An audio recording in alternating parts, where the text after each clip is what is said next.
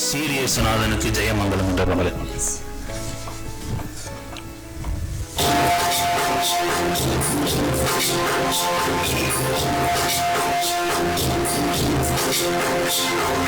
சீரியேசுநாதனுக்கு ஜெயமங்கலம், மாறி ஏகநாதனுக்கு சுபமங்கலம்.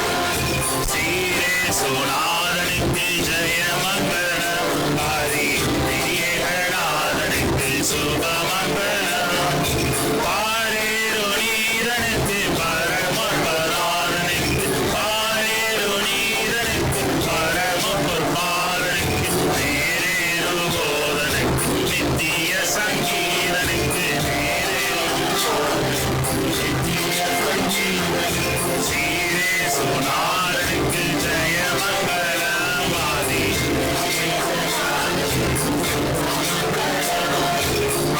ஆதிசருவேசனுக்கு ஈசனுக்கு மங்களம், அகில பிரகாசனுக்கு ஈசனுக்கு மங்களம். நீதிவரன் பாலனுக்கு நித்திய குணாலனுக்கு, நீதிவரன் பாலனுக்கு ஒரு மனுகூலனுக்கு, உயர் மனுவேலனுக்கு, ஒரு உயர் மனுவேலனுக்கு. சீரியேசுநாதனுக்கு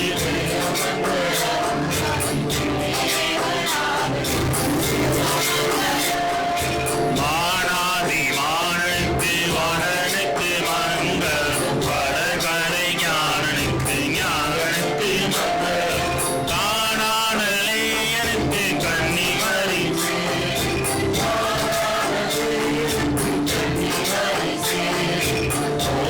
கோணாசகாயனுக்கு குருபட்டலேயனுக்கு சீரியேசுநாதனுக்கு ஜெயமங்கலம், ஹரி பத்து லட்சணக்கனுக்கு சுத்தனுக்கு மங்களம், பரமபதத்தனுக்கு நித்தனுக்கு மங்களம். சத்திய விஸ்தாரனுக்கு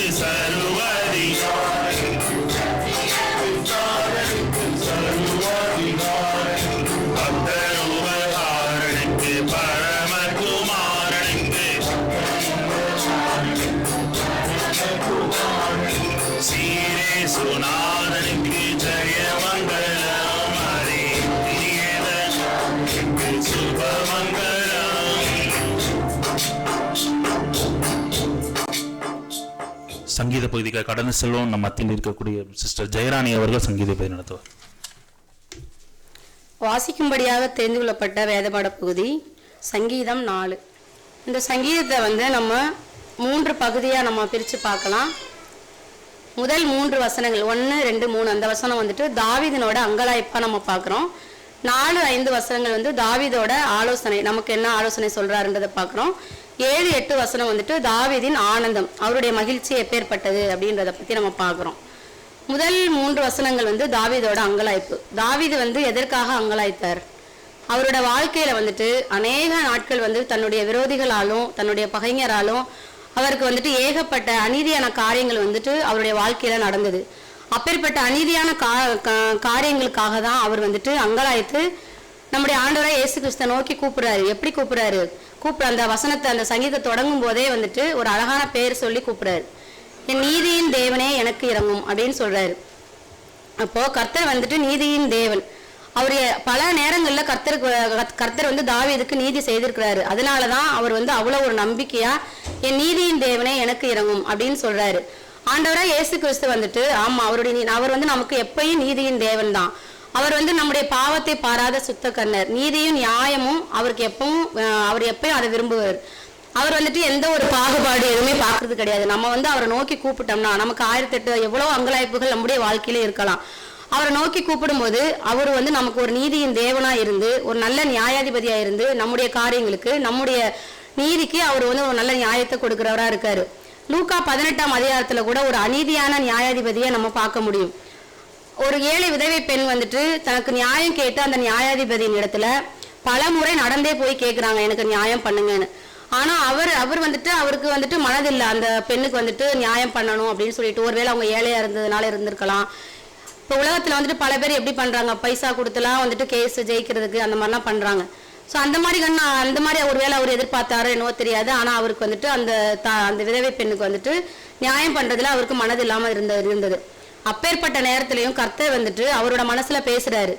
அப்ப அவர் என்ன நினைக்கிறாரு, நான் இவ்வளவு தூரம் வந்துட்டு மனுஷருக்கு அநியாயமா செய்யறேன், ஒரு நியாயாதிபதியா இருந்தும் யாருக்கும் நான் நியாயமா பண்றது இல்லை, அப்படி இருந்தும் வந்துட்டு மனுஷனை மதிக்கிறது கிடையாது, அப்படி இருந்தும் இந்த விதவை பெண் வந்துட்டு அடிக்கடி வந்து என்ன வந்து என்கிட்ட வந்து முறையிடுறாளே, அவளுக்கு கண்டிப்பா நான் நியாயம் பண்ணி ஆகணும் அப்படின்னு சொல்லிட்டு அவர் உள்ளத்துல நினைக்கிறாரு. அப்போ இந்த உலகத்துல வந்துட்டு நீதிபதி நியாயாதிபதிகள்னா எதுக்காக நமக்கு ஏற்படுத்தி இருக்கிறாங்க, ஒரு அநீதியான காரியங்கள் இழைக்கப்படும் போது அந்த இடத்துல வந்து ஒரு நீதியான காரியத்தை அவங்க செய்யணும்.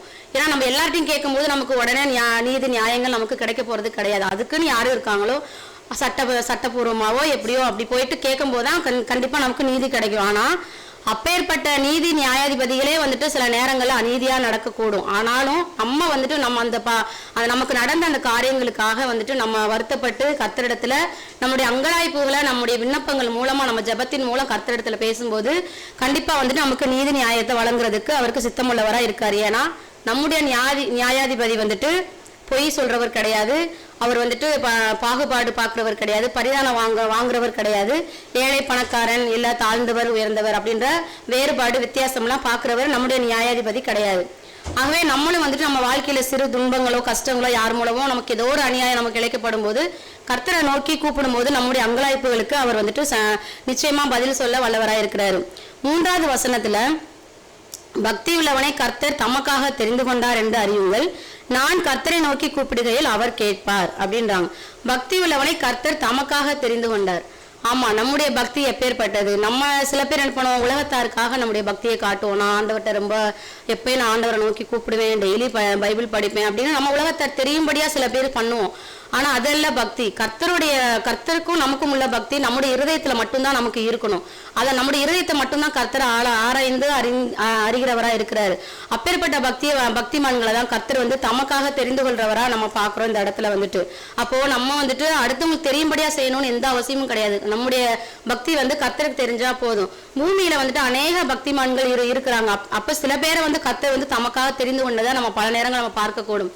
அப்படிப்பட்டதான ஒரு பக்திமான வந்துட்டு நம்ம அவர் தான் நம்முடைய சவுல் என்கிறதான ஒரு வாலிபனை நம்ம பார்க்கிறோம். அப்போஸ்தலர் 9ஆம் அதிகாரத்துல அவர் வந்து பக்திமானா இருந்தாரு. ஆனா என்ன, மெய்யான ரட்சகராகிய இயேசு கிறிஸ்துவ அவர் அறியாது இருந்தாரு. அதனாலதான் ஆண்டவருடைய பிள்ளைகளை வந்து அவர் துன்புறுத்துறவரா இருந்தாரு.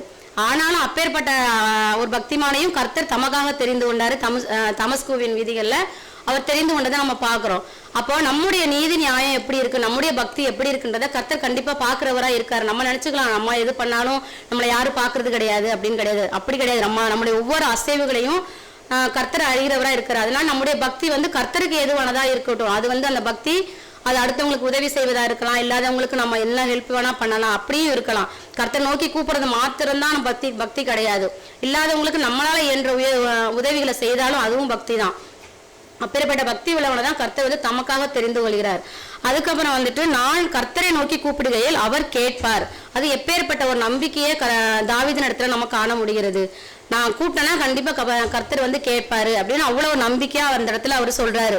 நம்மளும் அப்படிதான் பல வேலைகளை நம்ம பல நேரங்களில் வந்து நம்ம சோர்ந்து போயிடும். ஒரு சின்ன விஷயங்கள் நம்ம வாழ்க்கையில வந்துட்டு சூழ்நிலைகள் மாறினாவே நம்ம சோர்ந்து போய் உட்கார்ந்துரும். ஆனா அந்த நம்பிக்கை நம்ம கிட்ட இருக்குதான்னு நம்ம கேட்டு பார்த்துக்கணும்.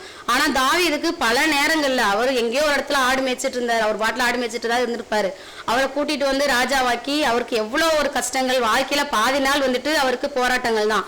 பகைஞராலேயோ இல்ல எதிரிகளாலேயோ இல்ல சொந்த குடும்பத்தாரையோ மாமனாரால மகனாலன்னு எவ்வளவு பிரச்சனைகள் அவர் வாழ்க்கையில அனுபவிச்சிருக்காரு. அப்போ அப்பேற்பட்ட சூழ்நிலையிலும் தாவீதுக்கு எவ்வளவு ஒரு பெரிய நம்பிக்கை, கர்த்தர் நான் கூப்பிட்டா கண்டிப்பா எனக்கு பதில் செய்வார் அப்படின்னு ஒரு நம்பிக்கை பாக்குறோம். அப்ப இதுல இருந்து நமக்கு என்ன தெரியுது, கர்த்தர்கிட்ட வந்து நம்ம உண்மையா நம்முடைய நீதி நியாயங்களை சொல்லும் போதும் நம்முடைய பக்தி வந்து உண்மையா இருக்கும் போதும் கர்த்தர் கண்டிப்பாக நமக்கு அகேன்ஸ்டா நடக்கிற எல்லா விஷயங்களுக்காகவும் கர்த்தர் வந்து பதில் கேட்கிறவரா இருக்காரு. அதுக்கப்புறம் வந்துட்டு 5வது வசனங்கள்ல தாவீதினோட ஆலோசனையை பத்தி பாக்குறோம். 4-5 வசனங்கள். 4வது வசனத்துல நீங்கள் கோபம் கொண்டாலும் பாவம் செய்யாதிருங்கள், உங்கள் படுக்கையிலே உங்கள் இருதயத்தில் பேசிக்கொண்டு அமர்ந்திருங்கள். நீங்கள் கோபம் கொண்டாலும் பாவம் செய்யாதிருங்கள். நமக்கு கோபம் எதனால வரும்? நமக்கு நம்மளை யாராவது இரிட்டேட் பண்ணா, இல்லை நம்ம வாழ்க்கையில எதுவுமே நடக்கல, எந்த ஒரு ஆசீர்வாதமான காரியங்களும் நம்ம வாழ்க்கையில இல்லை அப்படின்னு நினைக்கும் போதெல்லாம் நமக்கு கோபம் கண்டிப்பா வரும். நம்ம என்ன சின்ன வயசுல இருந்து இப்படியே தான் இருக்கிறோமா, நம்ம வாழ்க்கையில எந்த ஒரு ஆசீர்வாதமும் இருக்காதா அப்படின்லாம் நினைக்கும் போது கண்டிப்பா நமக்கு ஒரு கோபம் இருக்கும். இல்லை சில நேரத்தில் யாராவது நம்ம இரிட்டேட் பண்ணுவாங்க, நம்ம சொந்தக்காரங்களோ இல்லை நம்ம ஆஃபீஸ்லையோ, அந்த மாதிரி நம்ம வேலை செய்கிற இடத்துல பல நேரங்களில் நமக்கு கோபம் வரும்படியாக நமக்கு செய்வாங்க. நம்ம செய்யாத காரியங்களுக்காக நம்மளை வந்து தண்டிக்கும் போது அப்போது தான் நமக்கு கோபம் வரும். அப்போ நமக்குள்ள என்ன தெரியும், திருப்பி அவங்களுக்கு நம்ம எதனா சொல்லணும், அட்லீஸ்ட் ஆன்சராவது ஒரு கடுமையான சொல்லால சொல்லணும் நமக்கு தோணும். ஆனால் அந்த இடத்துல சொல்ல முடியாத நேரங்களும் இருக்கும், சம்டைம்ஸ் சொல்கிற அளவும் இருக்கும். அப்படி சொல்லும்போது நம்ம என்ன பண்ணுவோம், அதில் கண்டிப்பாக ஒரு பாவம் இருக்கும். ஏன்னா நம்மளே அறியாமல் நம்ம அவங்கள வந்து ஹர்ட் பண்ணுவோம். அவங்க தெரிஞ்சு பண்ணுறாங்களோ தெரியாமல் பண்ணுறாங்களோ, ஆனால் அதுக்கு நம்ம ரிப்ளை பண்ணும்போது அது ஒரு பாவமாக தான் இருக்குது. அவங்கள ஹர்ட் பண்ணுறோம். இல்லை நம்ம அந்த கோபத்தில் எடுக்கிற முடிவுகள் வந்து பல வேளைகளில் நமக்கு தவறாக தான் போகும். அப்போது நம்ம கோபம் கொண்டாலும் பாவம் செய்யாதிருங்கள்னு தாவீது ஏன் சொல்கிறாரு? அவர் வந்து பல நேரத்தில் உபத்திரப்பட்டாலும் அது வந்து நல்லதுன்னு அவர் சொல்கிறாரு சங்கீதத்தில். உபத்திரப்பட்டது நல்லது, அதனால் 9 பிரமாணங்களை கற்றுக்கொள்கிறேன் அப்படின்னு தாவீது ராஜா சங்கீதத்தில் சொல்லியிருக்கிறாரு. அப்போ நம்ம வாழ்க்கையில எவ்வளவோ கஷ்டங்கள், சஞ்சலங்கள், போராட்டங்கள், சோதனைகள்லாம் வரும்போது இது நமக்கு நல்லது. ஏன்னா இதனால பல விஷயங்களை நம்ம கற்றுக்கொள்கிறோம். ஒரு கஷ்டம் வரும்போது தான் அந்த கஷ்டத்தை நம்ம எப்படி மேற்கொள்றது, இல்லை இப்படியெல்லாம் சோதனைகள் வரும்போது நம்ம என்ன பண்ணணுன்ற விஷயத்தையே நம்ம கஷ்டம் வரும்போது தான் நம்ம பார்க்குறோம். நம்ம பாட்டில் செல்வ செழிப்பாகவே நமக்கு எந்த கஷ்டமும் இல்லாமல் எல்லா வித ஆசீர்வாதத்தோடு நம்ம வாழ்ந்தோம்னா கஷ்டம் என்னன்றது நமக்கு தெரியாமல் போயிடும். அதனால நம்ம வாழ்க்கையில் உபத்திரப்பட்டோம், நமக்கு வாழ்க்கையில் நிறைய கஷ்டங்கள் வருதுன்னா அது நமக்கு ஒரு ஆசீர்வாதம் தான். ஏன்னா அதன் மூலம் கர்த்தரத்தில் இன்னும் நம்ம அதிகமாக சேரும். அதனால நமக்கு உபத்திரவங்கள் வரும்போது, கஷ்டங்கள் வரும்போதெல்லாம் கர்த்தரை நோக்கி கூப்பிட்டு, இந்த கஷ்டம் வந்ததுக்கு நன்றி ஏசப்பா, ஆனால் இதை தாங்குறதுக்கு எனக்கு பலத்தை கொடுங்க, இந்த சோதனையை கடந்து போறதுக்கு எனக்கு பலத்தை கொடுங்கன்னு கர்த்தரை நோக்கி நம்ம கூப்பிடவங்களா இருக்கணும். இந்த ஆலோசனை தான் இவர் தாவீது ராஜா என்ன சொல்றாரு, நீங்கள் கோபம் கொண்டாலும் பாவம் செய்யாதிருங்கள், உங்கள் படுக்கையிலே உங்கள் இருதயத்தில் பேசிக்கொண்டு அமர்ந்திருங்கன்றாரு. எத்தனை பேர் படுக்கும்போது கர்த்தர் இடத்துல நம்ம பேசிட்டு அமர்ந்திருக்கோம் நமக்கு தெரியாது. நமக்கு பிக் பாஸ் பார்க்கவே டைம் இருக்காது, பிளஸ் வந்துட்டு ஃபேஸ்புக் பார்க்க, அதுக்கு தான் நம்ம டைம் வந்து ஸ்பெண்ட் பண்ணிட்டு இருக்கிறோம். ஆனா அவர் என்ன சொல்றாரு, படுக்கையிலே உங்கள் இருதயத்தில் பேசிக்கொண்டு அமர்ந்திருங்கள் அப்படின்னு சொல்றாரு. அப்போ நமக்கு இந்த மாதிரி கோபமான காரியங்கள் நம்ம மனசுலயே இருக்குது, ஒருத்தவங்க பண்ணது நமக்கு வந்து அது கண்டினியூஸா நம்ம மனசுலயே இருக்குதுன்னா அதை போக்குறது எப்படின்னா கர்த்தர் இடத்துல உட்காந்து நம்ம பேசணும். ஆண்டவரே எனக்கு இந்த மாதிரி இவங்க எனக்கு பண்ணிட்டாங்க, இல்ல காரியங்கள் எனக்கு இந்த மாதிரி இருக்குது, எனக்கு அதனால அந்த கோபத்துல இருந்து எனக்கு ஒரு விடுதலை கொடுங்க, அந்த கோபம் மாறுறதுக்கு எனக்கு பலத்தை கொடுங்க அப்படின்னு சொல்லிட்டு நம்ம கர்த்தரிடத்துல நம்ம பேசுறவங்களா நம்ம இருக்கணும் அப்படின்றாரு. அதனால இதன் மூலம் என்ன தெரியுது, வந்து நம்ம தாவீது நமக்கு கொடுக்குற ஒரு ஆலோசனையா நம்ம பாக்குறோம். கோபம் கொண்டாலும் பாவம் செய்யக்கூடாது, படுக்கையில இருதயத்துல கர்த்தரிடத்துல பேசிக்கொண்டு அமர்ந்திருக்குன்றது ஒரு தாவீது நமக்கு கொடுக்குற ஒரு ஆலோசனையா நம்ம பாக்குறோம். அடுத்ததா தாவீது வந்துட்டு நீதியின் வழிகளை செலுத்தி கர்த்தர் மேல் நம்பிக்கையா இருங்கள் அப்படின்றாரு. இப்போ நம்ம கோபம் வரும்போது நம்ம ரியாக்ட் பண்றதுனால நமக்கு ஏதாவது கிடைக்குதா? ஒன்றும் இல்லை. அவங்க ஒன்று நம்ம அதை ரியாக்ட் பண்ணி நம்மளை நாமே ஹர்ட் பண்ணிக்கிறோம், ஆப்போசிட்ல இருக்கிறவங்களையும் ஹர்ட் பண்ணிக்கிறோம். அதே இது நம்ம மௌனமா இருந்து பாருங்க, அவங்களே வந்துட்டு என்னடா நம்ம இவ்வளோ அவங்களை இரிட்டேட் பண்ணியும் அவங்க அதை கடந்து போறாங்களா ஈஸியா அப்படின்னு சொல்லிட்டு அவங்களே வெக்கப்பட்டு போயிடுவாங்க. அப்படி இருக்கிறதுனால நம்ம சப்போஸ் நம்ம மௌனமா இருக்கிறதுனால வந்துட்டு நம்ம வந்து கோழைத்தனமோ அப்படின்னு நம்ம நினைக்க கூடாது. அது வந்து நம்மளுடைய விசுவாசத்தை காட்டுது. யார் மேல? கர்த்தர் மேல நமக்கு இருக்கிற விசுவாசம். ஏன்னா நம்ம என்ன நினைச்சிட்டு இருப்போம், நம்ம அவங்களுக்கு ரியாக்ட் பண்ண தேவையில்லை, கர்த்தர் வந்துட்டு இதுக்கு கிரியேட் பண்ணுவாரு. ஏன்னா நம்ம ரியாக்ட் பண்ண ஆரம்பிச்சிட்டோம்னா கர்த்தர் வந்து மௌனமாயிருவாரு. இதே நம்ம மௌனமா இருந்து கர்த்தர் இடத்துல பேசிட்டு இருந்தோம்னா கர்த்தர் கண்டிப்பாக நமக்கு இறங்கி நம்ம காரியங்களை அதுக்கு என்ன பண்ணணுமோ அதை வந்து கர்த்தர் வந்து நமக்கு நடத்துவாரு. அடுத்ததா தாவீதோட ஆனந்தத்தை நம்ம பாக்குறோம், மகிழ்ச்சி. நம்ம உலகத்தாருக்கு வந்துட்டு எது நமக்கு மகிழ்ச்சி கொடுக்கும்? நம்ம ஒரு நல்ல ட்ரெஸ் வாங்கணும்னா, இல்லை ஒரு ஜுவல்ஸ் வாங்கினோம்னா, ஒரு சொத்து சேர்த்தோம்னா, அந்த மாதிரி எதனா பண்ணும்போது நம்ம ரொம்ப சந்தோஷத்தை பார்ப்போம்.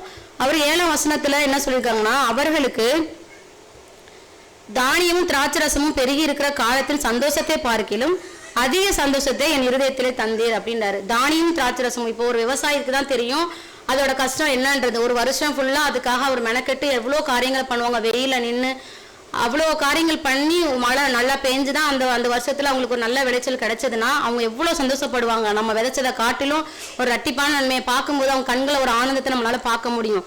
அப்பேற்பட்ட ஆனந்தத்தை காட்டிலும் கர்த்தர் எனக்கு என்னுடைய இருதயத்தில் அதிக சந்தோஷத்தை கொடுத்தாருன்னு தாவீது ராஜா சொல்றாரு. நம்முடைய சந்தோஷம் வந்துட்டு இந்த உலகத்துக்குரிய ஆஸ்தியிலையோ அந்தஸ்துலையோ இல்ல சொத்து சேர்க்கறதுலையோ இருக்கக்கூடாது. என்னைக்குமே வந்து கர்த்தர் நம்முடைய இருதயத்துல வாழ்றாருல, அதுதான் நமக்கான பெரிய ஒரு சந்தோஷம், ஒரு ஆசீர்வாதமா நம்ம பார்க்கணும். அப்போ கர்த்தர் நம்முடைய இருதய எத்தனையோ மக்கள் வந்து கர்த்தரை பத்தி அறியாம இருக்கிறாங்க, அவங்களுக்குலாம் அந்த ஆசீர்வாதம் கிடைக்க போறது கிடையாது. ஆனா நமக்கு வந்துட்டு ஆட்டோமேட்டிக்காவே நம்ம பிறந்ததுல இருந்தே கிறிஸ்டியனா இருக்கிறோம். இன்னும் சில பேர் பாதியில நம்ம கிறிஸ்தவங்களா மாறி இருப்போம். அது எப்பேற்பட்ட ஆசீர்வாதமா நம்ம இருக்குது. உலகத்தார் பார்க்குற ஆசீர்வாதத்தை காட்டிலும் இந்த ஆசீர்வாதம் மகா பெரியதா தாவீது ராஜா சொல்லியிருக்கிறாரு. அப்போ அதுக்கப்புறம் வந்துட்டு சமாதானத்தோட படுத்துக்கொண்டு நித்திரை செய்வேன், கர்த்தாவே நீர் ஒருவரை என்னை சுகமாய் தங்க பண்ணுகிறீர். சமாதானத்தோட படுத்துக்கொண்டு நித்திரை செய்வேன். நம்ம வந்துட்டு இப்போ உலகத்துல எவ்வளோ பணக்காரவங்க கோடீஸ்வரவங்களாம் இருக்கிறாங்க. ஆனா அவங்க கிட்ட எவ்வளவு சொத்து இருக்கலாம், ஆஸ்தி இருக்கலாம், அந்தஸ்து இருக்கலாம். ஆனா அவங்க கிட்ட கேட்டு பார்த்தா நிம்மதியா தூங்கி எந்திரிக்கிறாங்களான்னா கண்டிப்பா இருக்காது. ஏன்னா அவங்களுக்கு சிந்தனை ஃபுல்லா அந்த சொத்து மேல சோகத்து மேலதான் இருக்கும். நம்ம இன்னும் எப்படி இந்த பிசினஸை இன்னும் வந்துட்டு நம்ம பெருசாக்கலாம், எதுல நம்ம பைசா நம்ம மணியை ஃபுல்லா இன்வெஸ்ட் பண்ணலாம், அந்த தாட்லயே இருக்கும். அதனால அவங்களுக்கு 1008 பிரச்சனைகள் இருக்கும். அதை யோசித்து அவங்களுக்கு தூக்கம் வராது. ஆனா கர்த்தர் வந்து நமக்கு என்ன பண்ணியிருக்கிறாரு, நைட்டு படுத்தா காலையில கண்டிப்பா எந்திரிக்கிறோம். ஒவ்வொரு நாளும் வந்துட்டு உயிரோட நம்ம எந்திரிக்கிறோம், நிம்மதியா தூங்கி எந்திரிக்கிறோம்.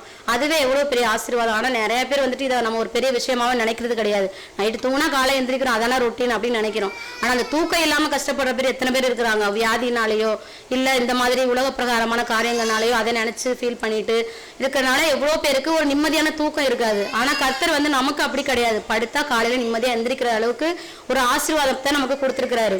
அதே மாதிரி வந்துட்டு சமாதானத்தோட படுத்துக்கொண்டு நித்திரை செய்வேன், நீர் ஒருவரை என்னை சுகமாய் தங்க பண்ணுகிறீர். கர்த்தர் மட்டும்தான் நம்மளை சுகமா தங்க பண்ண முடியும். நம்ம ஹாஸ்பிட்டல்ல போயிட்டு மெடிசன் எடுக்கலாம், நமக்கு அந்த நேரத்துக்கு அந்த வழி போகலாம், அந்த சுகவீனம் நீங்கலாம். ஆனா எப்பவும் கர்த்தர் மாத்திரமே கர்த்தரை நோக்கி கூப்பிடும்போது மட்டும்தான் கர்த்தர் வந்து நமக்கு ஒரு நல்ல நித்திரையை, சமாதானமான நித்திரையை கொடுத்து நம்மளை சுகமாய் தங்க பண்ணுகிறவரா இருக்கிறாரு. அப்ப இதன் மூலம் என்ன தெரியுதுன்னா, நம்ம அதாவது தாவீது எப்படி அங்கலாய்ச்சாரோ, அவர் அங்கலாய்த்து அவர் ஸ்டார்டிங்ல அவர் பேசியிருக்கிறாரு, கர்த்தர் இடத்துல முறையிட்டு இருக்காரு. ஆனாலும் இறுதியில அவருக்குரிய ஆனந்தத்தை கர்த்தர் கொடுத்ததை நம்ம இதுல பாக்குறோம். அதன் மாதிரி தான் தாவீதோட அங்கலாய்ப்பை ஆனந்தமா மாத்தின தேவன் வந்து நம்முடைய அங்கலாய்ப்பையும் கண்டிப்பா ஆனந்தமா மாத்துவாரு.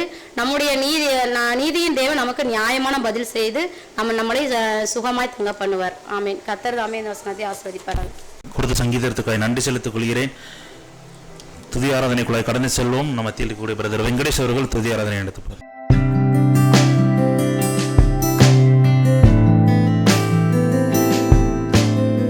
எல்லாரும் அப்படியே ஜெபத்துக்குள்ளாக எல்லாரும் கண்களை மூடி நம்ம இருக்கிற இடத்துல நம்முடைய தேவனாகிய கர்த்தரை நம்ம சிறிது நேரம் தொழுது கொள்ள போகிறோம். எல்லாரும் கண்களை மூடி நம்ம ஜெபிக்கலாம். ஆண்டவரே நன்றி தகப்பனே, ஆண்டவரே இந்த கொடுத்த நல்ல வேலைக்காக உமக்கு நன்றி தகப்பனே. சப்பா ஆண்டவரே கடந்த வாரங்களும் முழுவதும் எங்களை கண்மணி போல பாதத்து வந்தரே, அதற்காக உமக்கு நன்றி தகப்பனே.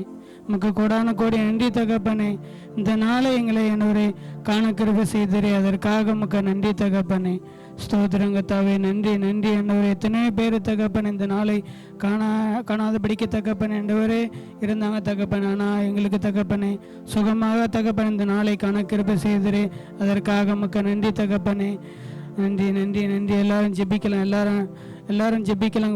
சிறிது நேரம் நம்ம தேவனாகிய கர்த்தரை நம்முடைய தேவனாகிய கர்த்தரை நம்ம ஜெபித்து ஆண்டவரே நீர் ஆண்டவரே இந்த ஜெபத்தை தொழுகை வேலையை ஆராதனை வேலையை நீ ஆசீர்வதித்து கொடுக்கும்படியாக எல்லாரும் ஜெபிக்கலாம். எல்லாரும் ஒரு சில மணி நேரங்கள் நம்ம ஜெபிக்கலாம். நன்றி தகப்பனே, நன்றி நன்றி. நீ மாறாதவராய் இருக்கிறீரே, உமக்கு நன்றி தகப்பனே. நீ ஆண்டவரே காரியங்களை செய்கிறவரே, உமக்கு நன்றி. நீ அற்புதவரே, அதற்காக உமக்கு நன்றி தகப்பனே. ஸ்தோத்திரம் அப்பா, நன்றி நன்றி நன்றி ஆண்டவரே. இதுவரை எங்களை வழிநடத்தினீரே, ஹல்லேலூயா, அதற்காக உமக்கு நன்றி தகப்பனே. ஸ்தோத்திரம் அப்பா, ஸ்தோத்திரம். நன்றி நன்றி நன்றி இயேசுவே, உமக்கு நன்றி. உமக்கு கொடான கோடி நன்றி தகப்பனே. ஹல்லேலூயா ஹல்லேலூயா. நன்றி நன்றி நன்றி. எல்லாரும் சிறிது நேரம் எல்லாம் வாய்களை திறந்து நம்ம ஜெபிக்கலாம். ஹல்லேலூயா. நன்றி நன்றி நன்றி நன்றி சப்பா. ஸ்தோத்திரங்கத்தாவே நன்றி நன்றி நன்றி. உன் வாயை விரிவாய் தர உன் நன்மையினாலே நிரப்பவேன் என்று தேவனாகிய கர்த்தர் சொல்லியிருக்கிற எல்லாம் வாய்களை திறந்து நம்முடைய தேவனாகிய கர்த்தரை நம்ம துதிக்கலாம். ஹல்லேலூயா. நன்றி நன்றி. அன்றுடைய நாமங்களை சொல்லி சிறிது நேரம் நம்ம ஜெபிக்கலாம். அன்றுடைய நாமங்கள் அநேக நாமங்கள் உண்டு, நம்ம சொல்லி ஜெபிக்க. ஹல்லேலூயா. நன்றி இயேசுவே, உமக்கு நன்றி தகப்பனே. நன்றி இயேசுவே. ஹல்லேலூயா. ஆண்டவரே உமக்கு நன்றி நன்றி நன்றி. உமக்கு ஸ்தோத்திரங்கத்தாவே நன்றி. ஹல்லேலூயா ஹல்லேலூயா. நன்றி தகப்பனே. நம்ம சங்கீத வேலையில் ஜெயராணிக்கு ஒரு வார்த்தைகளை சொன்னாங்க, நம்முடைய அசைவுகளை கூட அவர் அறிந்திருக்கிற தேவனாக இருக்கிறார். எத்தனை பேர் நம்ம விசுவாசிக்கலாம், உடைய நினைவுகளை அவர் அறிந்திருக்கிற தேவனாக இருக்கிறார். நீங்கள் என்ன சிந்திக்கிறீங்களோ, என்ன நினைக்கிறீங்களோ, அந்த காரியங்களை தேவனாகிய கர்த்தர் அறிந்திருக்கிறார். நீங்கள் எங்கே போகிறீங்களோ, எதை நினைத்து உங்களுடைய வருங்காலத்தை குறித்து நீங்கள் கவலைப்பட்டு கொண்டு இருந்தீங்களோ, அந்த காரியங்களை எல்லாம் உங்கள் உள்ளத்தில் நீங்கள் சிந்திக்கும் போதே அவர் எல்லா காரியங்களையும் அவர் அறிந்திருக்கிற தேவனாக இருக்கிறார். ஹல்லேலூயா. நன்றி இயேசுவே, உமக்கு நன்றி. ஹல்லேலூயா. நன்றி நன்றி நன்றி நன்றி இயேசுவே. ஹல்லேலூயா. நன்றி இயேசுவே. என்னை நீ அறிந்தவர், என்னுள்ளம் புரிந்தவர். என்னை நீ அறிந்தவர், என்னுள்ளம் புரிந்தவர். தாயினும் மேலானவர், என்னை தந்தை போல் தூக்கி சுமப்பவர். தாயினும் மேலானவர், என்னை தந்தை போல் தூக்கி சுமப்பவர். என்னை நீ அறிந்தவர், என்னுள்ளம் புரிந்தவர். தாய் மேலானவர், என்னை தந்தை போல் தூக்கி சுமப்பவர். நம்முடைய நினைவுகளை அவர் அறிந்திருக்கிற தேவனாய் இருக்கிறார். அவர் தூரத்திலிருந்து எப்பவுமே அறிகிற தேவனாய் இருக்கிறார். தூரத்தில் இருந்தும் என் நினைவினை அறிகின்றே, சோர்ந்திட்ட நேரமெல்லாம் புது பலன் என கழித்தே. தூரத்தில் இருந்தும் நினைவினை அறிகின்றே, சோர்ந்திட்ட நேரமெல்லாம் புது பலன் என கழித்தே. கண்ணீரை கணக்கில் வைத்தவர், எந்தன் கதறுதல் கேட்டறிந்தவர். கண்ணீரை கணக்கில் வைத்தவர், எந்தன் கதறுதல் கேட்டறிந்தவர். என்னை நீ அறிந்தவர், என்னுள்ளம் புரிந்தவர். ஆயினும் மேலானவர், என்னை தந்தையை போல் தூக்கி சுமப்பவர். தூசியும் சாம்பலுமா குப்பையில் இருந்த என்னை ஆயிரம் அபிஷேகம் ஈந்தளித்தீர். தூசியும் சாம்பலுமாய் குப்பையில் கிடந்த என்னை ஆயிரமாய் மாறும் அபிஷேகம் ஈந்தளித்தீர். நன்மைகளை எண்ணி பாடுவேன், நல்லவரை உம்மை போற்றுவேன். நன்மைகளை எண்ணி பாடுவேன், என்றும் நல்லவரை உம்மை போற்றுவேன். என்னை நீ அறிந்தவர், என்னுள்ளம் புரிந்தவர். தாயினும் மேலானவர். ஹல்லேலூயா. தந்தையை போல் தூக்கி சுமப்பவர். தாயினும் மேலானவர், தந்தையை போல் தூக்கி சுமப்பவர். கோழி தன் குஞ்சுகளை சிறகினால் அணைப்பது போல், கோழி தன் குஞ்சுகளை வார்த்தையால் வாழ்வு தந்து. கோழி தன் குஞ்சுகளை சிறகினால் அணைப்பது போல், பயம் விட்ட நேரமெல்லாம் வார்த்தையால் வாழ்வு தந்து. என் வாழ்வில் மாற்றம் தந்தவர், நேச நேற்று மாறிடாதவர். என் வாழ்வில் மாற்றம் தந்தவர், நேச நேற்று மாறிடாதவர்.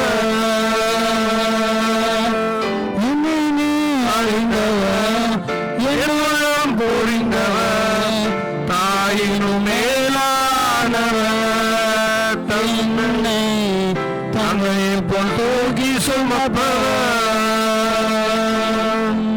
தாயிலும் மேலானவர் என்னை தந்தையை போல் தூக்கி சுமப்பவர்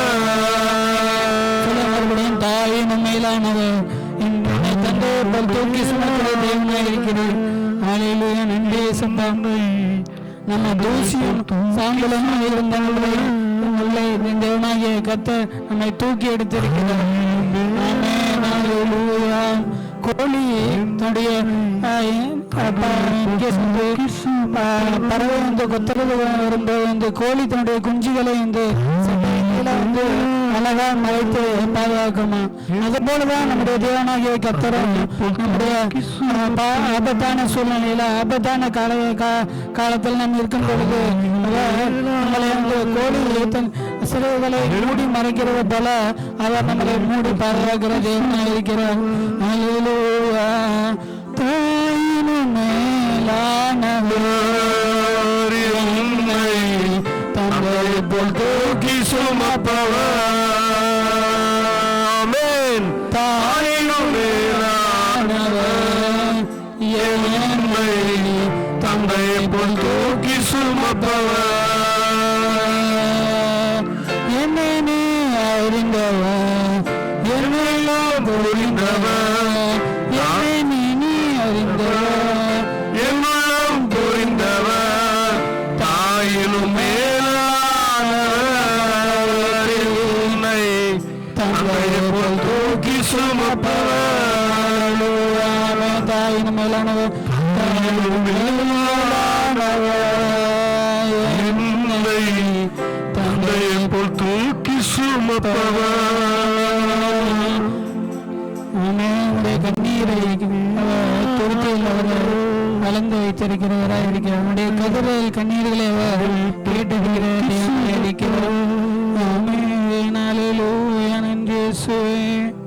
நன்றி தகப்பனே. ஹல்லேலூயா.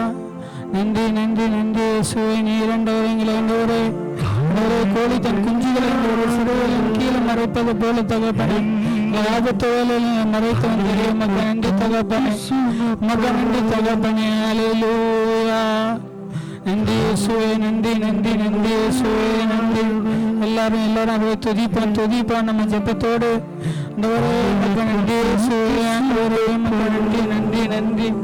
நம்ம தூசியும் குப்பையுமா இருந்து நம்மளை எங்கே இருந்து நம்மளை இந்த தேவனாகிய கர்த்தர் உயர்த்தி வச்சிருக்கிறார். நம்ம பின்னாடி நம்முடைய சூழ்நிலை திருப்பி பார்க்கும் பொழுது நம்ம ஒன்றுமே இல்லாத உயர்த்தி வச்சிருக்கிறார். நம்ம அதுக்கு நன்றி உள்ளவர்களா இருக்க வேண்டுமா? நன்றி உள்ளவர்களா இருக்க வேண்டாமா பிள்ளைகளே? நன்றி நன்றி அப்பா. Thank you Jesus. Thank you Jesus. நன்றி இயேசுவே. நன்றி இயேசுவே. ஹல்லேலூயா. நன்றி நன்றி நன்றி இயேசுவே. நீ நம்ப பண்ணின வாக்குகளை அவர் நினைத்து நிறைவேற்றுகிற தேவனாக இருக்கிறார்.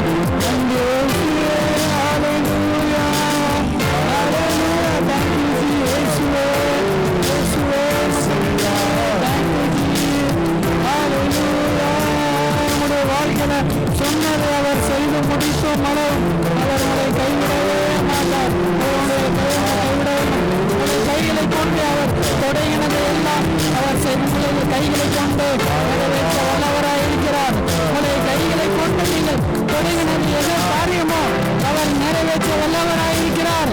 எல்லாம் கரங்களை தட்டி ஹல்லேலூயா வல்லவராய் இருக்கிறவரே இயேசுவே நிறைவேற்றிவு அவரே ஆமென். மறவாமல் இருக்கிறவரே இயேசுவே நிறைவேற்றி நினைத்தவர். மறுபடியுமாக மறவாமல் மறவாமல் நினைப்பவரே இயேசுவே நிறைவேற்றி அவரே. எல்லாம் கரங்களை தட்டி உற்சாகமாக மறவாமல் நினைப்பவரே இயேசுவே முடிப்பவர். அவருடைய வாழ்க்கையில சொன்னதை செய்து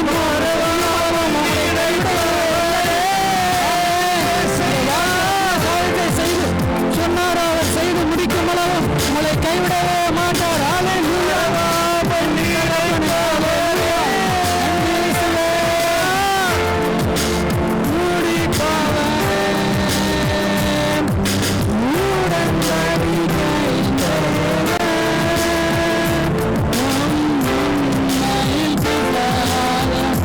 ஆமென். அவர் உடன்படிக்கை செய்து நிறைவேற்ற வல்லவராக இருக்கிறார்.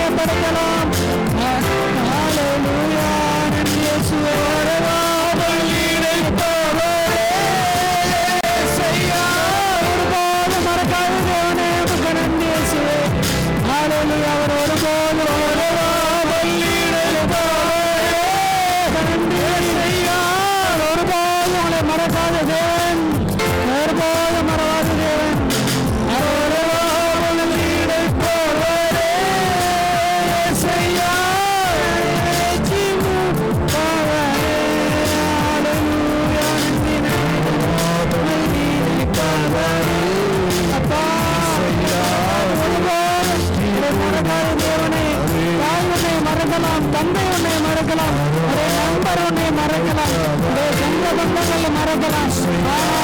என் தேவனாகிய கர்த்தர் ஒருபோதும் மறக்காத தேவனாக இருக்கிறார். ஒருபோதும்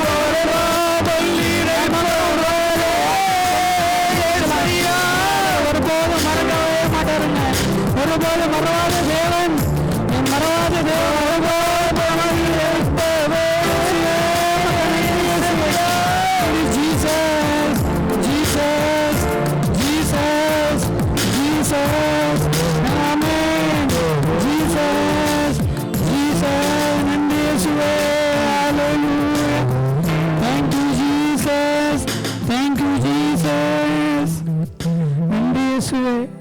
அவர் ஒருபோதும் உங்களை மறக்க மாட்டாருங்க. அவர் உங்களுடைய வாழ்க்கையில நீங்கள் சொன்ன ஆண்டவர் சொன்ன வாக்குத்தத்தத்தை அவர் ஒருபோதும் மறவாமல் அவர் அதை நிறைவேற்றி முடிக்கிற தேவனாக இருக்கிறார். என் தேவனாகிய கர்த்தர் எனக்காக யாவையும் செய்து முடிப்பார். எத்தனை பேர் விசுவாசிக்கிறீங்க? ஆமென். என் தேவன் எனக்காக யாவையும் செய்து முடிப்பார். யாவையும் நினைச்சா எல்லாமே வாழ்க்கையில் வாக்குத்தத்தம் பண்ணின எல்லா காரியத்தையும் ஒருபோதும் மறக்க மாட்டாருங்க. உடன்படிக்கை உங்கள் வாழ்க்கையில பண்ணியிருக்கா அவர் மனமா அவர் பொய் சொல்ல மாட்டாருங்க. உங்கள் வாழ்க்கையில் அவர் சொன்னதை அவர் நிறைவேற்றுவார். ஆமென். ஹல்லேலூயா. நன்றி இயேசுவே. தேங்க்யூ ஜீசப்பா. இந்த கொடுத்த நல்ல வேலைக்காக உமக்கு நன்றி தகப்பனே. எங்களோட இடைப்பட்ட தெய்வத்திற்காக உமக்கு நன்றி தகப்பனே. வந்திருக்கிற ஒவ்வொருவரையும் கருத்தில் ஒப்பு கொடுக்குறேன் தகப்பனே. வந்திருக்கிற எல்லாரும் நம்முடைய ஆசீர்வாதத்தை நிறைவாக பெற்றிருக்க உதவி செய்யும் தகப்பனே. உடைய பிரசனத்துக்காக உமக்கு நன்றி. ஒவ்வொருவரையும் நீ நிரப்புங்க தகப்பனே, நிரப்பும் தகப்பனே. நீர் ஆசீர்வாதையும் பலப்படுத்தும். இயேசு நாமத்தில் கேட்கிறோம் நல்ல பிதாவே. ஆமென். நன்றி இயேசு. நிறைய பாடல்கள் வந்து கேட்டோடனே டைரெக்டாக அழுக வரும். சில பாடல்கள் மட்டும்தான் இருதயத்திலேருந்து அழுக வரும். ஆமென். கொடுத்த துதி ஆராதனைக்காய் நன்றி செலுத்துகிறேன். தேவ செய்திக்காய் கடந்து செல்வோம். மத்தியில் இருக்கக்கூடிய பிரதர் சாலமன் அவர்கள் தேவ செய்தியை நடத்துவார்.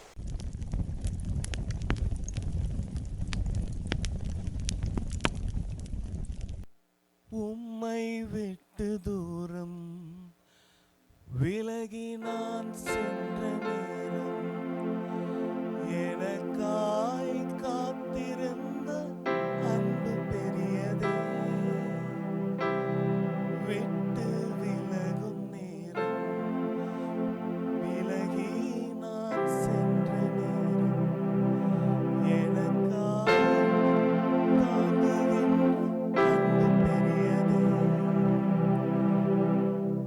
அதுவே மீண்டும் என்னை இழுத்து வந்ததே. இன்னும் இன்னும் அதிகமாய் உந்தன் மார்பிலே நான் சாய்ந்திட வேண்டும். எங்களை அதிகமாய் நேசிக்கின்ற அன்புள்ள பரம தகப்பனே, கர்த்தாவே, இந்த நல்ல நாளை கர்த்தாவே எங்கள் வாழ்க்கையில் நீர் கூட்டி கொடுத்திருக்கோம். கொடான கொடி நன்றி தகப்பனே. கர்த்தாவே, மீண்டும் ஒரு முறை கர்த்தாவே நாங்கள் முகமுகமாய் எங்கள் உற்றார்களையும் உறவினர்களையும் கர்த்தாவே கண்டு திரும்பி வந்து உமது நாமத்தோடு சேர்த்த கர்த்தாவே உமது தொழுக கர்த்தாவினை கொடுப்படுத்திருக்கிற நல்ல கிருபைக்காகவும் கொடான கொடி நன்றி தகப்பனே. கர்த்தாவே, இரக்கத்திலும் கர்த்தாவே கிருபையிலும் ஐஸ்வர்யமாய் உள்ள எங்கள் தகப்பன் கர்த்தாவே, எங்கள் குற்றங்களையும் பாவங்களையும் அனுதினம் மன்னித்து கர்த்தாவே எங்களை புடமிட்டு வருகிறதுக்கும் கொடான கொடி நன்றி தகப்பனே. கர்த்தாவே, இந்த ஆராதனை நாளை கர்த்தாவே எங்கள் வாழ்க்கையில் நீ கொடுத்ததுக்காக நன்றி சுவாமி.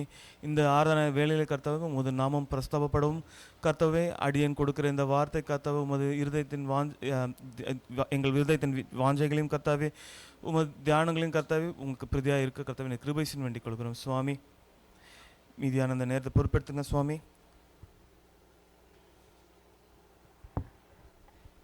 கர்த்தர் நல்லவர். ஆமென். மீண்டும் முறை கர்த்தர் நல்லவர்.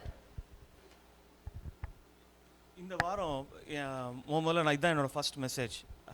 என்னை கூப்பிட்டு இந்த வாய்ப்பை எனக்கு கொடுத்த இந்த கடவுளுக்காக நான் நன்றி சொல்லுகிறேன். மீண்டும் ஒரு முறை உங்களை இந்த புது வருடத்துக்கு அப்புறம் உங்களை சந்திக்கிறதுல எனக்கு ஒரு மிகுந்த சந்தோஷமும் மன சமாதானமும் கடவுள் கட்டளைக்கு நன்றி. அங்கங்கே நான் தடங்கள் வரும் எனக்கு, ஏன்னா இது முதல் பிரசங்கன்றனால என்னை கர்த்தர் நடத்துவார் என்ற விசுவாசத்தோடு நான் இந்த தேவ செய்திக்குள் கடந்து போவோம். இந்த வாரம் நம்ம சிந்திக்கும்படியாக நான் எடுத்துக்கிட்ட டாபிக் வந்து, பொதுவாக இந்த டாபிக் வந்து நம்ம அட்வென்ட் சீசனில் இந்த கிறிஸ்டியன் லித்தர்ஜிக்கல் கேலண்டரில் பார்த்தீங்கன்னா அட்வென்ட் சீசனில் இந்த டாபிக் எடுப்பாங்க. Deliverance from the grip of fear. நீங்கள் பல பேர் இதை கேட்டிருப்பீங்க வெளியில். இருந்தாலும் இதை நான் ஏன் இன்றைக்கி எடுத்துகிட்டு வந்திருக்கேன்னா அதுக்கு ஒரு காரணம் இருக்கிறது. ஸோ அதனால தான் நான் இந்த பகுதியை குறிப்பாக எடுத்துக்கிறேன். எனக்காக யாராவது ஒருவர் 1 யோவான் 4ஆம் அதிகாரம் வசனங்கள் 13 முதல் 21 வரை கொஞ்சம் சத்தமாக படிக்கணும்னு கேட்டுக்கிறேன். 1 யோவான் 4ஆம் அதிகாரம் வசனங்கள் 13 முதல் 21 வரை. ஆண்டவர் இந்த உலகத்தில் எல்லாத்தையும் சிறப்பாக படைச்சார், நம்மளையும் சேர்த்து படைச்சிருக்காரு சிறப்பாக, கரெக்டாக. ஆனால் எல்லாத்தையும் படைச்சதுக்கப்புறம் ஆண்டவர் எப்படி இருக்குன்னு ஃபீல் பண்ணார். இந்த ஒரு நம்ம இன்ட்ராக்டிவ் செஷனாகவே வச்சுப்போமே. ஆண்டவர் எப்படி இருக்குன்னு ஃபீல் பண்ணார் எல்லாத்தையும் படைச்சதுக்கப்புறம்? நல்லதாக இருக்குன்னு சொன்னார். அப்போ நல்லதாக இருக்குன்னு படைச்சதுக்கப்புறம் நமக்கு எதாவது குறை வச்சுருப்பாரா? அவரே நம்மளை வந்து படைச்சதுக்கப்புறம் எல்லாம் நல்லா இருக்குன்னு சொல்லிட்டார். அப்போது நம்மகிட்ட எந்த குறையும் இல்லை. ஆனால் நம்மளை படைச்சதுக்கப்புறம் ஆண்டவர் நம்ம எல்லாருக்கும் ஒரு எமோஷன்ஸை கொடுத்தாரு. எல்லாருக்கும் இல்லை, எல்லாத்துக்குமே எமோஷன்ஸ் கொடுத்தாரு. ஆனால் நிறைய எமோஷன்ஸ் கொடுத்துருக்காரு. அதில் வந்து அழுகை இருக்கிறது, அதில் வந்து கோபம் இருக்கிறது, அதில் வந்து சந்தோஷம் இருக்குது, அதில் வந்து பயம் இருக்குது. குறிப்பாக சொல்ல போனோன்னா அதில் வந்து அதுபோல் பல ஒரு எமோஷன்ஸை நம்மளுக்கு கடவுள் கொடுத்துருக்காரு. அதில் குறிப்பாக பயம்ன்ற ஒரு எமோஷன் நமக்கு கொடுத்துருக்காரு. ஏன் அதனால தான் இந்த டாபிக் எடுத்துட்டேன், deliverance from the grip of fear. ஏன் பயத்தை நம்மளுக்கு கொடுத்தார்? யாராவது ஒருத்தர் சொல்லுங்களேன், ஏன் கடவுள் பயத்தை நமக்கு கொடுத்தார்? அது மட்டும்தானா? கரெக்ட். ஸோ தேவன் நமக்கு கொடுத்துருக்க ஒரே விஷயம், பயம் எதுக்கு கொடுத்தாருன்னா, நம்ம அவர் மேலே அவரை பற்றி இருக்கணும், அவருக்கு பயந்து இருக்கணும். ஏன் இதை நான் குறிப்பாக சொல்கிறேன்னா, நீதிமொழிகள் 9ஆம் அதிகாரம் 10ஆம் வசனத்தில் என்ன சொல்லியிருக்காருன்னா, கர்த்தருக்கு பயப்படுதலே ஞானத்தின் ஆரம்பம். அங்கே மட்டும் அவர் அதோடு நிறுத்தலை. 15ஆவது அதிகாரத்தில் 33ஆம் வருஷத்தில் இன்னொன்று சொல்கிறாரு, கர்த்தருக்கு பயப்படுதலே ஞானத்தை போதிக்கும். ஸோ நமக்கு கடவுள் ஏன் பயத்தை கொடுத்துருக்காருன்னா, நம்ம ஞானத்தில் வளரவும் அதே நேரத்தில் அவருள் இருக்கவும் தான் இந்த பயத்தை நமக்கு கொடுத்துருக்காரு. ஆனால் நம்ம என்ன பண்ணுறோம், இந்த பயன்றது நம்மளை வந்து பல விஷயங்களில் டிஸ்ட்ராய் பண்ணும். இந்த பயம் நமக்கு எந்த அளவில் எப்படி இருக்கணும்னா, அந்த பயம் வந்து கர்த்தரை சுற்றி அந்த பயம் இருந்தால் மட்டுமே அந்த பயம் ஒரு ஒரு பயன்றதுக்கான ஒரு அடையாளம். ஆனால் அந்த பயம் வந்து கர்த்தர் மேலே இருக்கிற விசுவாசத்தை விட்டு விலகி இந்த உலகத்தின் மேல் நமக்கு பயம் வருகிற போது, உலகத்தில் இருக்க மனுஷார் மேலே, நமக்கு இருக்கிற முன்னாடி இருக்கிற சூழ்நிலைகள் மேலே அந்த பயம் எப்போ போதோ, அந்த பயம் வந்து கர்த்தர் கொடுத்த பயம் இல்லை, அது சாத்தான். கர்த்தர் நம்ம கொடுத்த பயத்திலேருந்து நம்மளை விலக்கி அது சாத்தான் நமக்கு கொடுக்குற ஒரு சோதனை. ஸோ நமக்கு பயம்ன்றது வந்து பார்த்திங்கன்னா ஒரு மீட்டருக்குள்ளே ஒரு சட்டலாக ஒரு அளவுகோலோடு இருந்ததுன்னா, கர்த்தரை சுற்றி அந்த பயம் இருந்துச்சுன்னா நமக்கு எந்த ஒரு பிரச்சனையும் கிடையாது. ஆனால் அந்த பயம், நான் சொன்ன மாதிரி உலகத்தின் பிடியிலையும் சாத்தானின் கைக்குள்ளேயும் அந்த பயம் நம்ம கட்டலுக்கு ஒப்பு கொடுத்துட்டோம்னா அந்த பயம் நம்மளை சிறைப்படுத்திடும். ஸோ இதுதான் நான் சொல்ல வர்றது.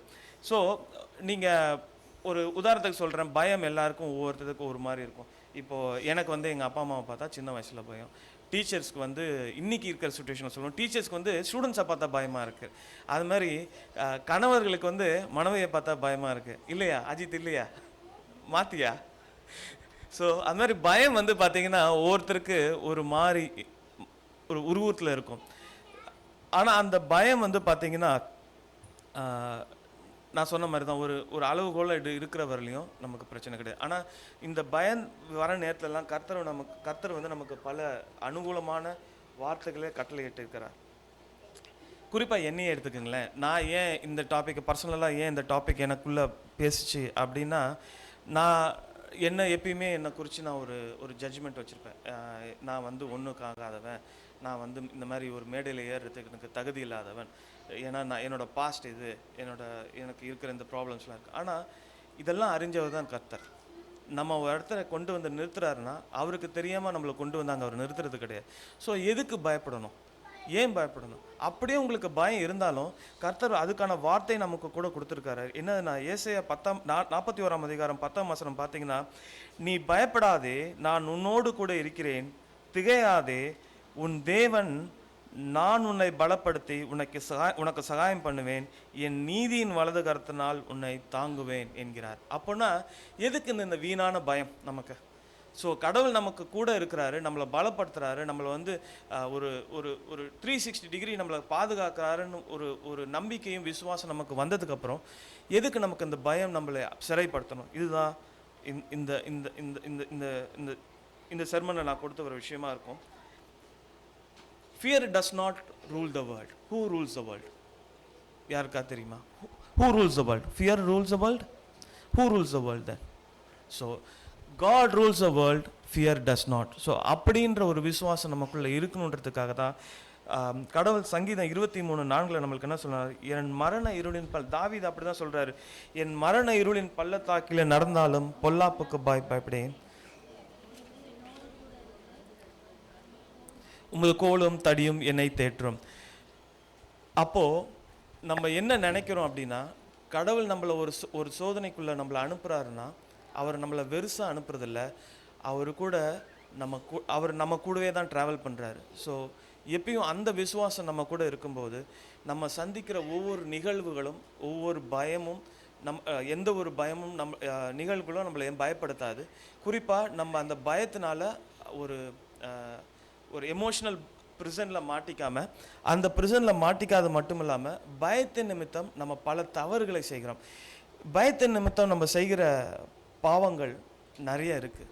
பொய் சொல்கிறது ஒரு பாவம், அதுக்கப்புறம் நடிக்கிறது ஒரு பாவம். ஒருத்தர் முன்னாடி நம்ம நடிக்கிறோம், பயம் வந்துருச்சுன்னா நடிப்போம், அது ஒரு பாவம். இப்படின்னு பல பாவங்கள் இருக்குது. குறிப்பாக கடவுள் வந்து பார்த்திங்கன்னா பயத்தை ஏன் வெறுக்கிறாருன்னா பல முக்கியமான விஷயம் இருக்குது. அதில் குறிப்பாக சில விஷயங்களை மட்டும் நான் எடுத்துக்கிறேன். பயம் நம்மளை கடவுள்லேருந்து திசை திருப்புகிறது. ஏன் திசை திருப்புறதுன்னா, கடவுள் நமக்கு ஒரு வாக்குறுதி கொடுத்துருக்காரு. உன்னோட கூட வருவேன், உன்னோட கூட நிற்பேன், உனக்கு முன்னாடி செல்லுவேன், உனக்கு பின்னாடியும் செல்லுவேன், நீ கையிட்டு செய்கிற காரியங்கள் எல்லாம் வாய்க்க பண்ணுவேன்னு இந்த பைபிளில் நமக்கு பல ப்ராமிஸை கொடுத்துருக்காரு. ஆனால் அது இருந்தும் நமக்கு பயம் வந்துருச்சுன்னா அவர் மேலே இருக்கிற நம்ம பார்வை நம்ம அப்படியே திசை திருப்பிடுறோம். ஸோ பயம் நம்மளை கடவுளிலிருந்து திசை திருப்புகிறது.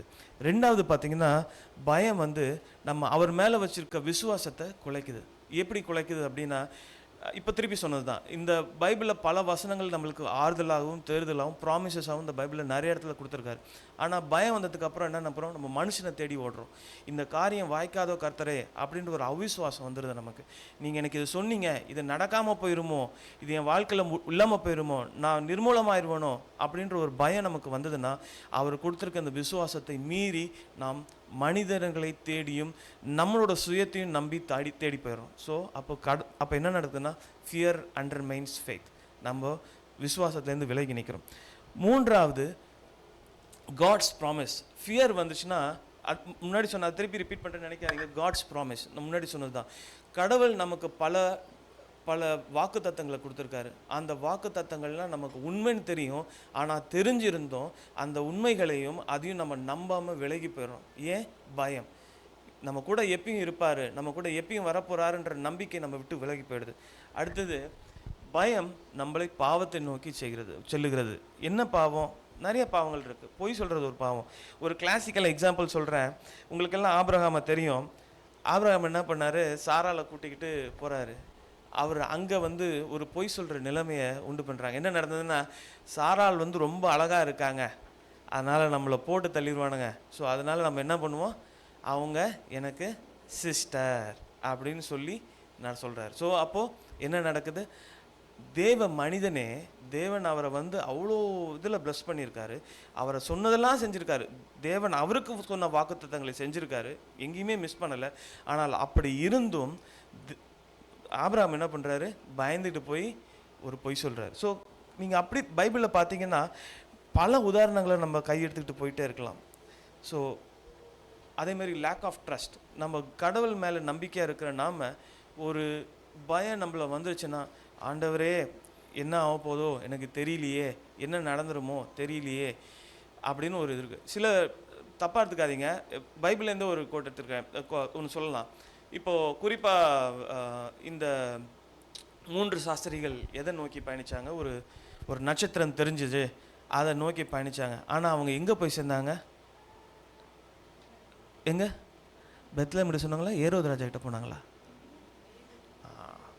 ஸோ பயம் நம்மளை வந்து தேவையில்லாத காரியங்களை நோக்கி பயணிக்க செய்யும். ஏன்னா எதுக்கு இந்த குறிப்பை நான் இந்த எடுத்துக்கிட்டேன்னா, நம்ம கடவுள் மேலே பற்றுதல் இல்லாதவங்க என்ன பண்ணுறோன்னா, கடவுள் நமக்கு இதை செஞ்சிருவாரோ, இது நடக்காதோன்ட்டு தேவையில்லாத மனிதர்கள் நமக்காக மற்றவங்களுக்கு ஜெபம் பண்ண போய் கேட்குறோம், குறி சொல்ல போய் இருக்கிறவங்ககிட்ட கேட்குறோம், அதே மாதிரி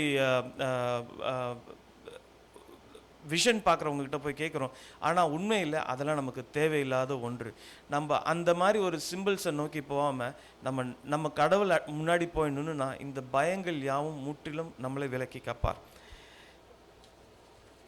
பைபிள்லேருந்து சில குறிப்புகளை மட்டும் நான் எடுத்துக்கிறேன். ஏன் இந்த பயத்தின் இதை நான் சொல்லணும்னு ஆசைப்பட்றேன்னா, உங்கள் எல்லாருக்கும் யோபுவை தெரியும். பைபிளில் நீங்கள் யோபு எப்படிப்பட்டவன்னு யாராவது ஒருத்தர் சொல்லுங்களேன்.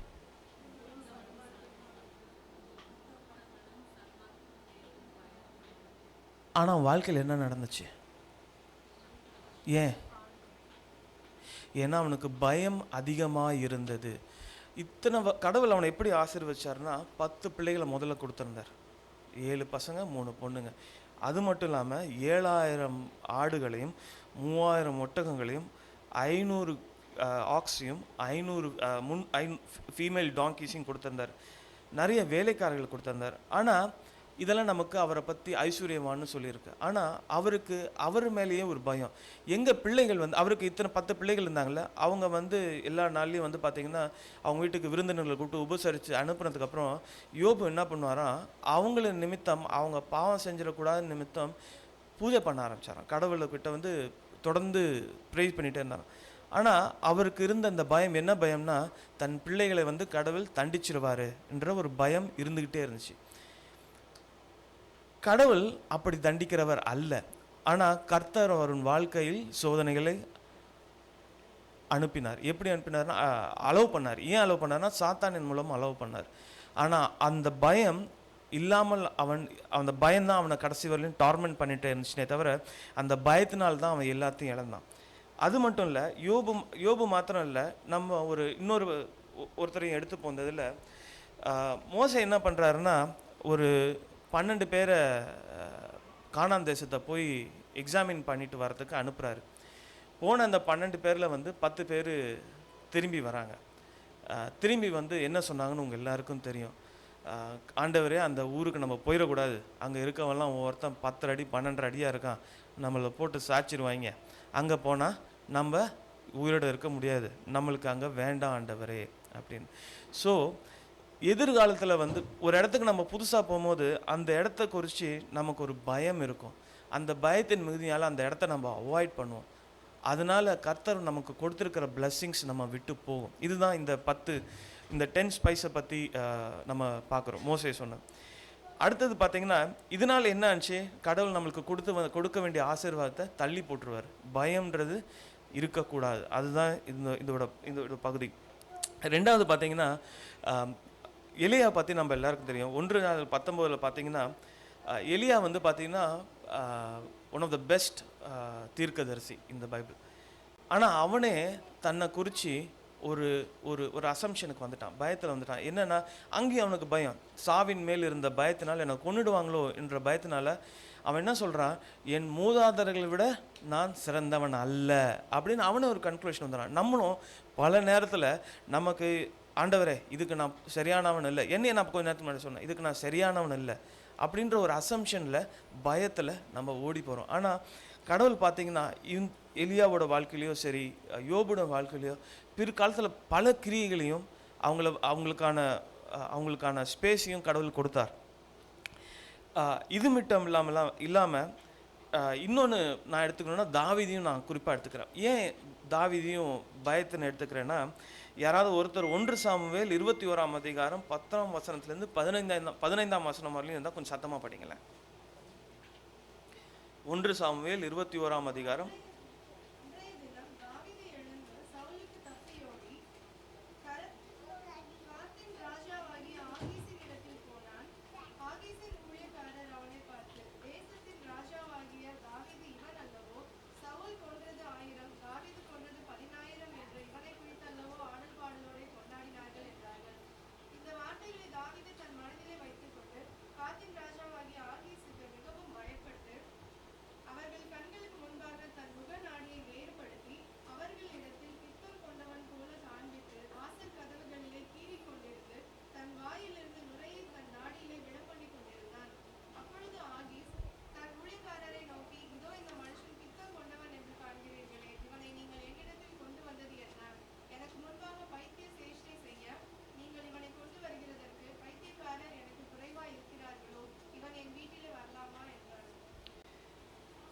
திருப்பி பார்த்தீங்கன்னா அதே தான்.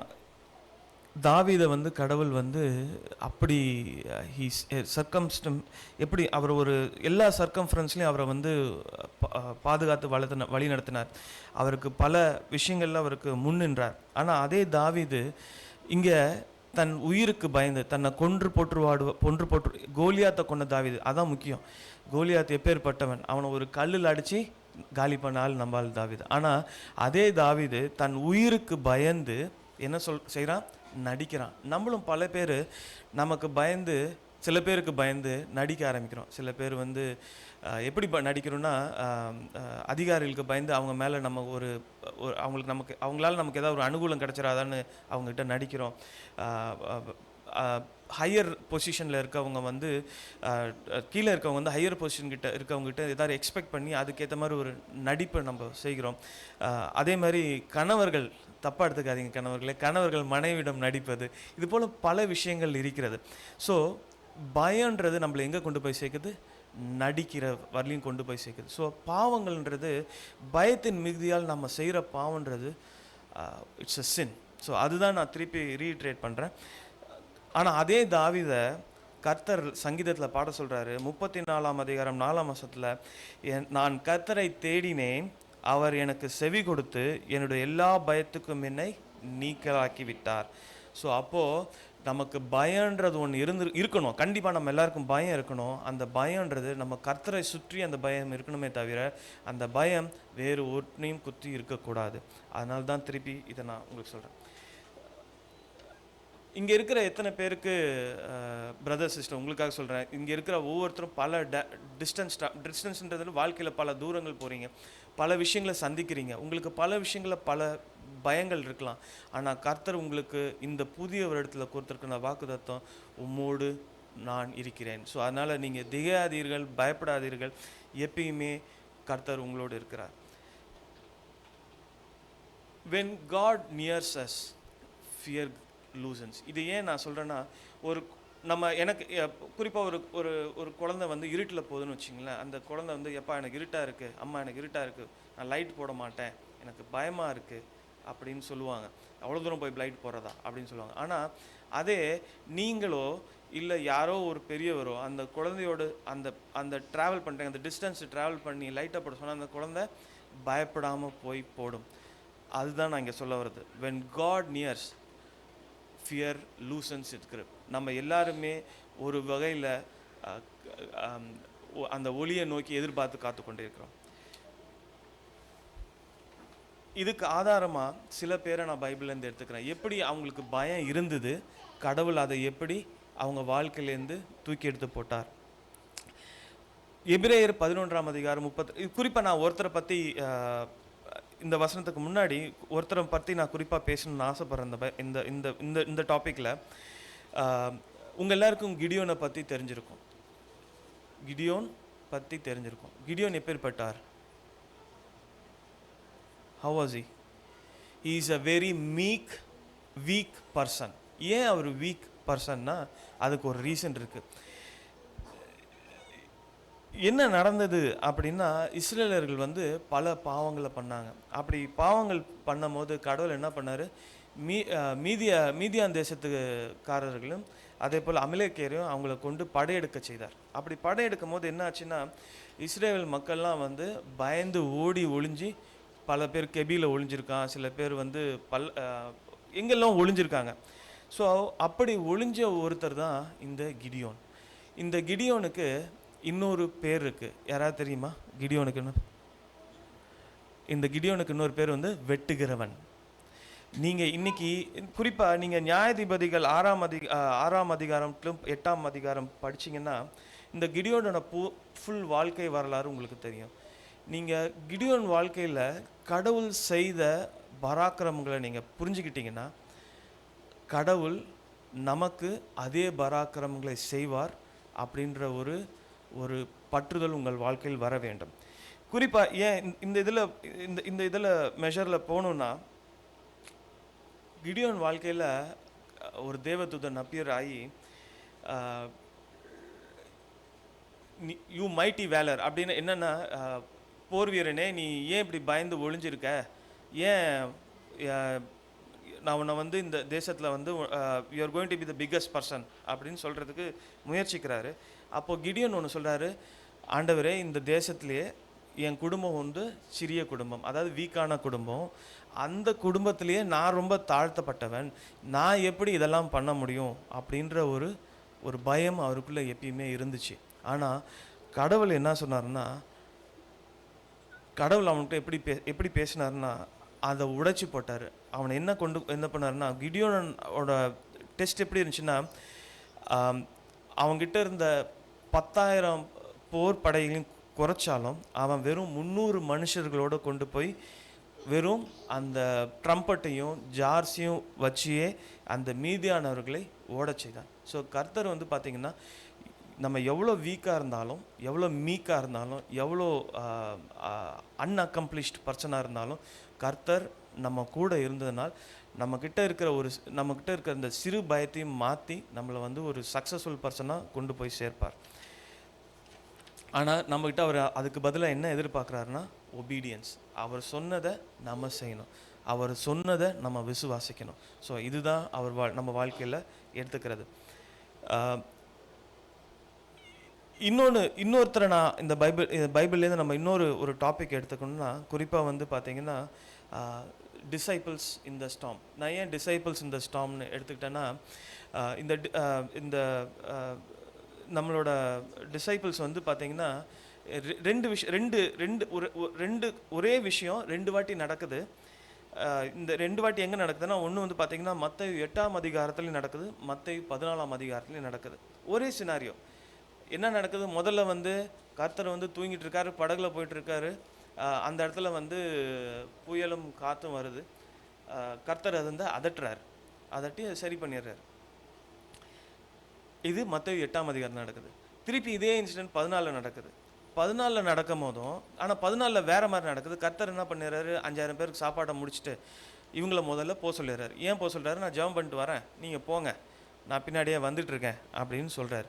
இவங்களும் போயிட்டாங்க போட்டில் போனதுக்கப்புறம் அங்கேயும் திருப்பி இவங்களோட ஃபெய்த்தை டெஸ்ட் பண்ணுறாரு கடவுள். அங்கே திருப்பி காற்றும் புயலும் வீசுது.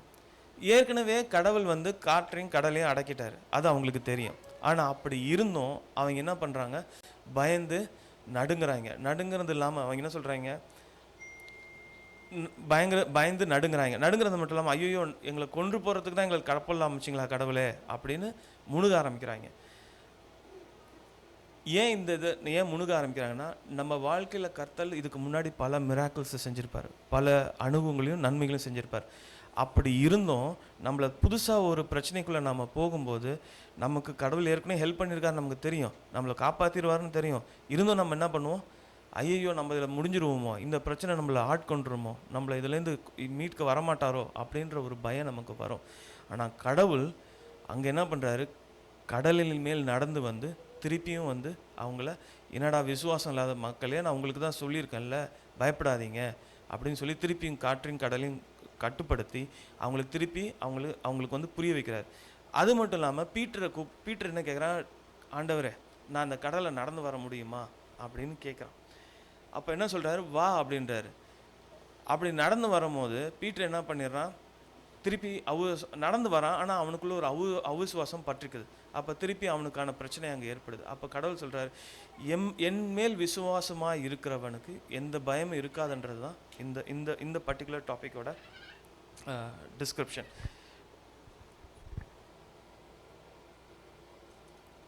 ஏன் இதை எடுத்துக்கிறேன்னா, கடவுள் நம்மளை எல்லா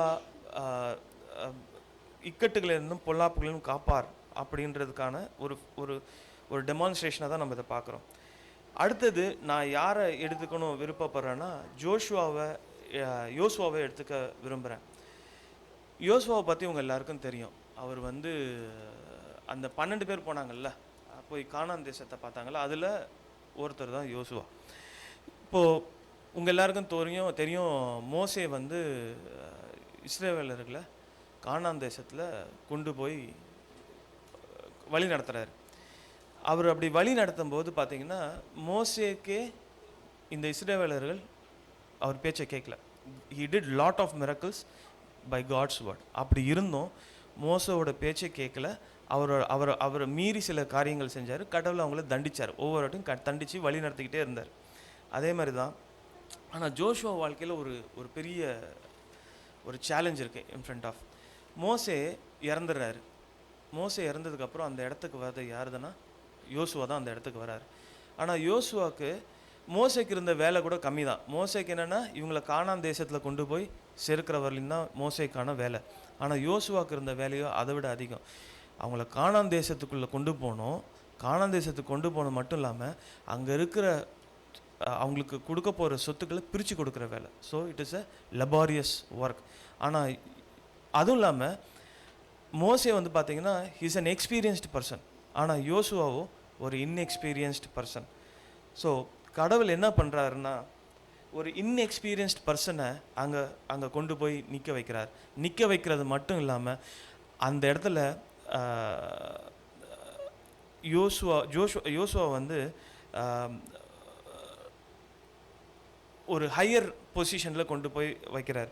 அவங்க யோசுவா என்ன பண்ணுறாருன்னா, அப்போ ஒரு கடினமான மக்களுமா இருக்கிறதுனால எதிர்காலம் எப்படி இருக்கும் அப்படின்ற எல்லாருக்கும் ஒரு கேள்வி. நம்ம இங்கே இருக்கிற எத்தனையோ பேருக்கு நம்ம எதிர்காலத்தை குறித்து ஒரு கவலை இருக்கும். அந்த கவலை வந்து பார்த்திங்கன்னா எப்படி இருக்குன்னா நம்மளை வந்து ஆழ்த்தும். அது கவலைன்றதை விட அதை நான் பயம்னு தான் சொல்லுவேன். நம்ம எதிர்காலத்தை குறித்து நிறைய பயம் இருக்கும். நம்ம அடுத்த கட்ட வாழ்க்கையில் எங்கே போகிறோமோ, நம்ம வீடு கட்ட முடியுமா, இல்லை நாளைக்கு நமக்கு வேலை இருக்குமா இருக்காதா, இந்த ஊரை விட்டு நம்மளை போக சொல்லிடுவானா மாட்டானான்னு அப்படின்னு நம்மளை குறித்து ஒரு எதிர்காலத்தில் ஒரு நிறைய பயம் இருக்கும். அந்த பயங்கள்லாம் நம்மளை விட்டு நீங்கணும்னா நாம் அவர் நம்ம கூட இருக்காருன்ற ஒரு விசுவாசம் நம்மளை சுற்றி இருக்கு. ஒரு செல்ஃப் சென்டர்டாக இருந்துச்சுன்னா நம்ம வந்து ஒரு கிரைஸ்ட் சென்டர்டு லைஃப்பை லீட் பண்ணோன்னா சின்னவராக இருக்கிற நம்மளையும் கடவுள் கொண்டு போய் முன்னிறுத்துவார். இதுதான் இந்த ஒரு பர்டிகுலர் எபிசோடோட ஒரு விஷயம். அடுத்தது நான் யாரை பற்றி பேச விரும்புகிறேன்னா, யோசேப்பை குறித்து பேச விரும்புகிறேன். ஏன் யோசேப்பை குறித்து பேச விரும்புகிறேன்னா, குறிப்பாக இது கிறிஸ்மஸை நம்ம கடந்து வந்ததுனால யோசேப்பையும் நம்ம அந்த எடுத்துப்போம். யோசேப்பு ஒரு கன்ஃபியூஷன் ஸ்டேட்டில் பயந்துட்டு இருந்தான். என்ன பயந்துட்டு இருந்தான் அப்படின்னா, கடவுளே இது அதை நான் கரெக்டாக படிக்கிறேன். I will take the readings exactly. யாராவது ஒருத்தர் மத்தேயு 1:18-25 வரையும் படிங்களேன். மத்தேயு 1:18-25. ஸோ இதில் என்ன நமக்கு தெரியுதுன்னா, அவர் வந்து ஒரு ஜோசப் வந்து இப்போது இந்த மாதிரி ஒரு சுச்சுவேஷன் நம்ம லைஃப்பில் இருந்துச்சுன்னா நம்ம ஒரு கன்ஃபியூஸ்டு ஸ்டேட்டில் இருப்போம், ஒரு ஹர்ட்ஃபுல்லான ஒரு சுச்சுவேஷனில் இருப்போம் நம்ம வாழ்க்கையில் எப்படி நடக்கும்போது. அதுமாதிரி இங்கே இருக்கிற மக்கள் நம்மளை பற்றி என்ன பேசிடுவாங்களோ, அவனோட சுச்சுவேஷன் வச்சு பாருங்களேன்.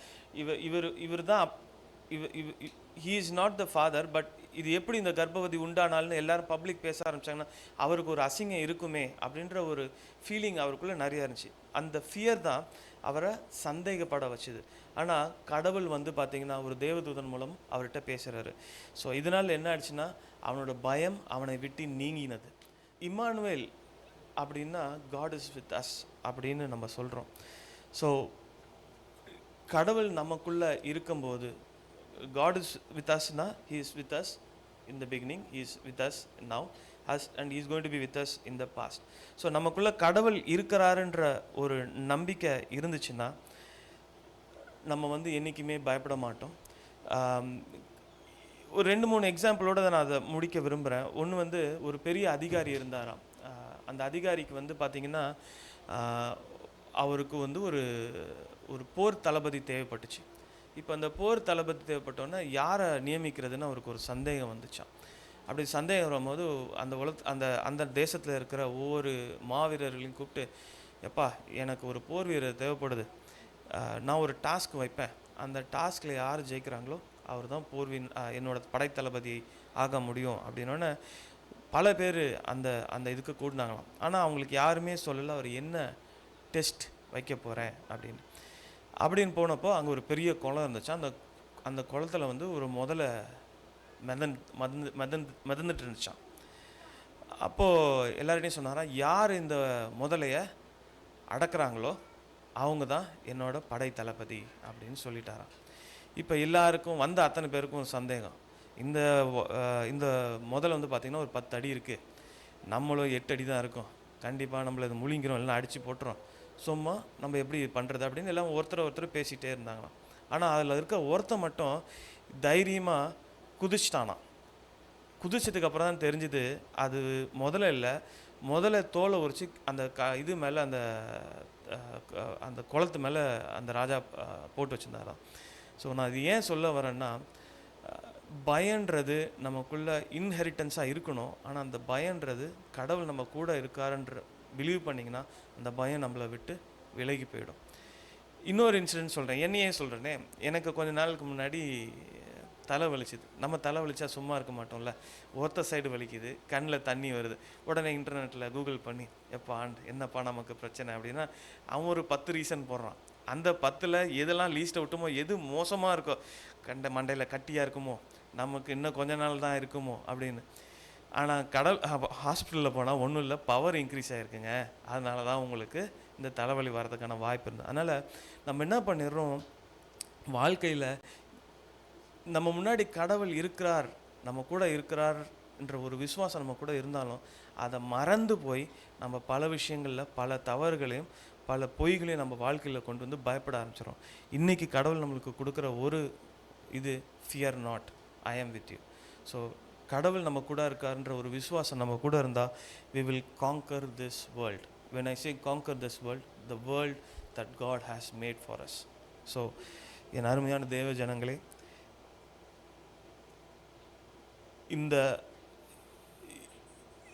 இந்த ஒரு தேவ வசனம் என்னை மிகவும் பாதித்தது. எதுனா, நீ பயப்படாதே, நான் உன்னோடு இருக்கிறேன், திகையாதே. நான் இதை முதலே சொன்னேன். ஏன் இதை நான் குறிப்பாக சொன்னேன்னா, கடவுள் என்னோடு பேசினதுனால், என்கிட்ட பேசினாருன்னா எப்படின்னா, இந்த வேத புஸ்தகத்தின் மூலம் பேசினதுனால எனக்கு இருந்த பயமும் எனக்கு நானாக நினச்சிட்டேன், இது எனக்கு குறை, எனக்கு இது நானாக நினச்சிட்டேன், இது என்னால் முடியாது அப்படின்ற என் சந்தேகங்களை கடவுள் போக்கினார், நீக்கினார். இதே தான் அவர் உங்களுக்கும் என்னை விட இங்கே இருக்கிறவங்க நிறைய பேர் நாலேஜபிள், இங்கே இருக்கிறவங்க எனக்கு முன்னாடி இருக்கிறவங்க நிறைய பேர் என்னை விட அதிகமாக கடவுளில் பற்றுதலாக இருக்கீங்க. So God gives you this word, fear not, I am with you. கர்த்தர் தாமே இந்த வாசையை ஆசீர்வதிப்பாரா. ஆமென். கொடுத்த தெய்வ செய்திக்காக நன்றி செலுத்தி சொல்லுகிறேன். தேவன் தாமே பிள்ளையை இன்னும் அவருடைய ஊழியத்திலே பயன்படுத்துவார் என்று விசுவாசிக்கிறேன். இந்த அருமையான காலை வேலைக்காக நன்றியப்பா. காலை முதல் இந்த ஏழை வரையிலும் உங்களுடைய கிருபை, உங்களுடைய பிரசன்னம் அப்பா, பாகம் எடுத்த ஒவ்வொரு பிள்ளைகளோட உங்களுடைய கிருபை எங்களுக்காக நன்றியப்பா. சங்கீத பகுதியிலும் புது ஆராதனையும் உங்களுடைய கிருபை என்ற பிள்ளைகளோடு நீங்கள் இருந்தீங்க. உங்களுடைய வார்த்தையை பிள்ளைகளுக்கு கொடுத்தீங்க. பிள்ளைகளை மட்டும் பாதுகாத்து தாங்கி ஏங்கி நடத்தி வருவதற்காக நன்றி. ஸ்தோத்திரப்பா. மன்னாவை கொண்டிருந்த மகனை மட்டுமாய் பாதுகாங்க. மன்னாவின் கொண்டிருந்த மகனுடைய குடும்பத்தையும் பிள்ளைகளையும் அபூர்வமாய் ஆசீர்வதியும் சொன்னீங்கன்னா, இன்று முதல் நான் உங்களை ஆசீர்வதிப்பேன், இதில் இல்லாத நன்மைகளை உங்களை நிரப்புன்னு சொல்லியிருக்கீங்க. மகனை மட்டும் பாதுகாத்துங்க, பிள்ளைகளை ஆசீர்வதிங்க, குடும்பத்தை ஆசீர்வதிங்க, பெற்றோரை ஆசீர்வதிங்க. பிள்ளைகளுடைய ஒவ்வொரு குறைகளையும் நீங்கள் நிறைவாக்கி கொடுக்க வேண்டுமா நீங்கள் ஜெயிக்கிறவங்க தாவே காத்துக்கொள்ளுங்களப்பா. ஸ்தோத்திரப்பா. திருநாளுக்கு காணும் பிள்ளைகளுக்காக ஜெபிக்கிறவங்க தாவே, பிள்ளைகளை நல்ல ஒரு நன்மையாக நீங்கள் பாதுகாத்து வந்ததுக்காக நன்றி. ஒரு வருஷத்தை முடிசூட்டி கொடுத்ததுக்காக நன்றியப்பா. பிறந்த நாளைக்காக பிள்ளைகளையும் காத்துக்கொள்ளுங்கப்பா. பிள்ளைகளுக்கு சந்தோஷத்தையும் சமாதானத்தையும் கொடுத்ததுக்காக நன்றி கர்த்தாவே. நன்றி அப்பா. ஸ்தோத்திரப்பா. அப்பா, இன்னிடத்தில் வாழ்ந்த இருக்கிற பிள்ளைகளை நான் இம்மட்டும் பாதுகாத்து வருவேன் நீங்கள் சொல்லியிருக்கீங்கப்பா. கலங்காது, தயாராது கர்த்தராக நான் அவனுக்கு பெரிய காரியங்களை செய்வேன்னு சொல்லியிருக்கீங்கப்பா. நீங்கள் உங்களுடைய பிரச்சனத்தினால இம்மட்டும் பாதுகாத்து இந்த சபைகளை மூடி மறைத்துக் கொள்ளுங்கப்பா. ஸ்தோத்திரம் கர்த்தாவே. காலை முதல் வேலை வரையிலும் உங்களுடைய கிருபை நீ உலார்ந்ததுக்காக நன்றி அப்பா. ஒவ்வொரு வார்த்தைகளும் உங்களுடைய பிரசனம் இருந்ததப்பா. பிள்ளைகள் வந்து நல்ல பிள்ளைகளுக்கு கொடுக்கிற ஆசீர்வாதத்தை நீங்கள் பெற்றுக்கொள்ள என்று சொல்லியிருக்கீங்கப்பா. வானத்தில் பல கனிகளை இடம் கொள்ளாத மட்டும் அப்பா பிள்ளைகளை நீங்கள் நிரப்புங்கப்பா. பிள்ளைகள் கொடுத்த இந்த காணிக்கையை ஆசீர்வதிங்க. இந்த காணிக்கையானதப்பா உடைய ஊழியத்துக்கு வந்து நாங்கள் பயன்படுத்த இந்த காணிக்கையை ஆசீர்வதிங்க. இதை பொருளை பண்ணுங்க. ஒவ்வொரு நாளும் உங்களுடைய பிரசனம் இந்த சபையில் இருக்க வேண்டும் அப்பா. போக்கில மரத்திலும் பிள்ளைகளை பாதுகாத்துக் கொள்ளுங்க. பிள்ளைகள் வந்தது நல்லது என்று அறிந்து கொள்ள பிள்ளைகளுக்கு ஆசீர்வாதிங்க. பிள்ளைகள் ஆசீர்வாதிக்காது ஆசீர்வதிப்புன்னு சொல்லியிருக்கீங்கப்பா. நீங்கள் அப்படி செய்வதற்காக நன்றி அப்பா. ஸ்தோத்திரம். துதியும் கனமும் மகிமும் உமக்கே செலுத்துகிறோம் அப்பா. நன்றி கர்த்தாவே. வெக்கேஷன் சென்று திரும்பி வந்து பிள்ளைகள் சொன்னார் சாட்சிகளையும் பிள்ளைகள் நீங்கள் அங்கீகரிங்க. பிள்ளைகள் ஆசீர்வதிங்க. பிள்ளைகளுக்கு சமாதானத்தை கொடுங்க. நீங்கள் சமாதானத்தின் தேவன், நீங்கள் ஒருபோதும் கைவிடாத தேவன், உன்னதமானவர் மறைவில் இருக்கிறவன், சர்வர் நிழலை தங்குவான் நாங்கள் வாசிக்கிறோம்ப்பா. பிள்ளைகள் நிம்மதி மறைத்துக் கொள்ளுங்க, காத்துக்கொள்ளுங்க, வழிநடத்துங்க. இந்த நேரத்திலேயே உங்களுடைய கிருபை இருக்க வேண்டும்ப்பா. நீ துதியும் கனவும் மகிமையும் உமக்கே செலுத்துகிறோம். நீ இப்போ இயேசுவின் நாமத்தில் இருக்கிற எங்கள் ஜீவன் நல்ல பிதாவே, ஆமென். என் ஆத்மாவே பரிசுத்தநாமத்தை ஸ்தோத்திரி. ஆத்மாவே கர்த்தரை ஸ்தோத்திரி. கர்த்தர் செய்த சகலமும் மறவாதே. இந்த வருஷத்துக்காக இந்த நாளுக்காக இல்லை ஆசீர்வாதங்களை பெற்றுக்கொள்ளும். நம்முடைய கர்த்தராக இயேசு கிறிஸ்துவின் கிருபையும் பிதாவின் தேவனுடைய அன்பும் பரிசுத்த ஆவியான அணியின் ஐக்கியமும் விசேஷமாக அந்த ஆலயத்திற்கு வந்திருக்கும் ஒவ்வொரு பிள்ளைகளும் நம்முடைய கிருபை ஒவ்வொரு நாளும் கூட இருப்பதாக. ஆமென். ஹல்லேலூயா, ஹல்லேலூயா. கர்த்தர் உன்னை ஆசீர்வதித்து உன்னை காக்க கடவார். கர்த்தர் உன்னுடைய முகத்தை உன்மேல் பிரகாசிக்க பண்ணி உன்மேல் கிருபையாகி கடவார். கர்த்தர் தன்னுடைய முகத்தை உன்மேல் பிரகாசமாக்கி உனக்கு சமாதானம் கட்டளையிடுவாராக. ஆமென். ஹல்லேலூயா, ஹல்லேலூயா, ஹல்லேலூயா. கர்த்தருடைய பரிசுத்த நாமத்துக்கு மகிமை உண்டாவதாக. ஹல்லேலூயா. ஸ்தோத்திரம் கர்த்தாவே.